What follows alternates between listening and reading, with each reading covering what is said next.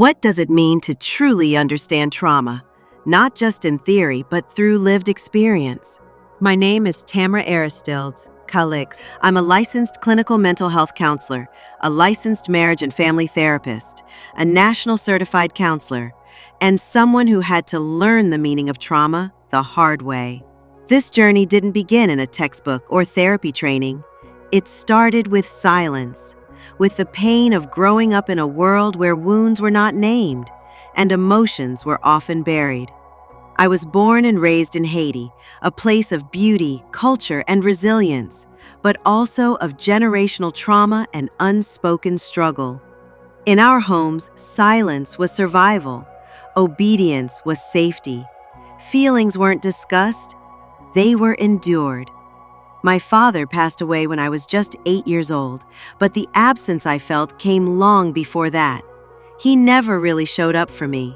There was no closeness, no warmth, and that early loss of connection left a mark that would follow me for years. For a long time, I didn't recognize that as trauma. You see, like many people, I thought trauma had to be loud, dramatic, something visible and catastrophic. I didn't realize that the ache of not being seen, not being protected, not being emotionally held, that was trauma too. I carried that wound into adulthood, even into my early work as a therapist. I was trained to fix, to help, to solve, but I hadn't yet learned how to truly sit with pain, my clients' or my own. And then something shifted. In 2023, I attended a talk by Resmaa Menakem. He spoke about how trauma lives in the body, not just in the mind. His words lit something in me. For the first time, I realized I had been showing up for others while abandoning parts of myself. That moment led me to explore internal family systems, IFS, a model that helped me meet the pieces of me I'd silenced for so long, not to fix them, but to understand them, to care for them. I stopped surviving, and I began healing. I no longer buy into the myth that what doesn't kill you makes you stronger. Some things leave scars, and real strength is having the courage to tend to those scars with honesty and compassion. This shift didn't just change me. It transformed the way I practice therapy. I no longer asked, "What's wrong with you?" Instead, I asked, "What happened to you?" That small change made all the difference. It invited people to feel seen. It created safety. It opened the door for healing that wasn't rushed, but rooted in care.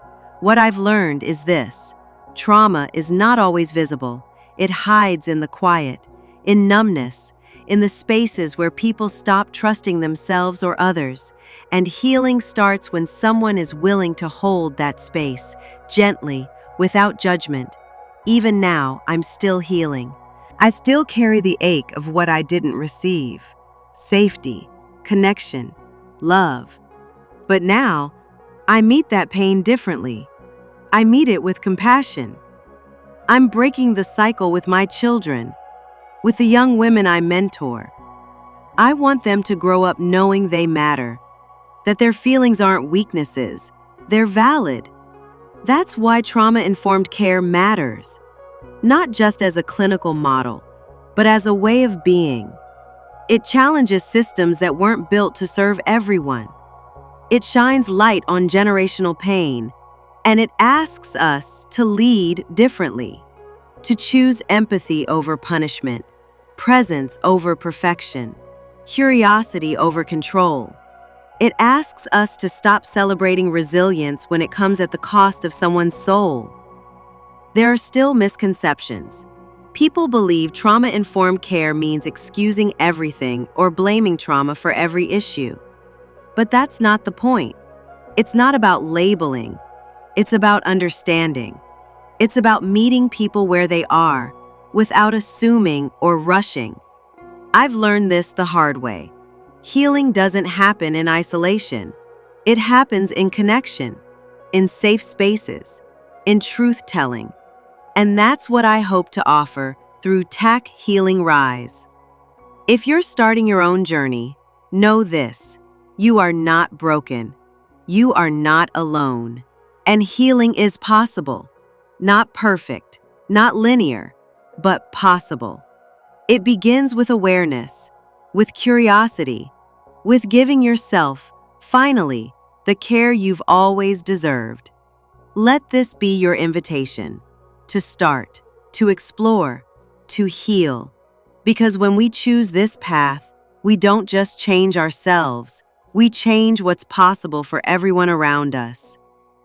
If this message spoke to your heart, please give it a like. Subscribe for more powerful stories, insights, and trauma-informed resources. And don't forget to share it, because healing grows when we grow together. Visit TAC Healing Rise to take the next step.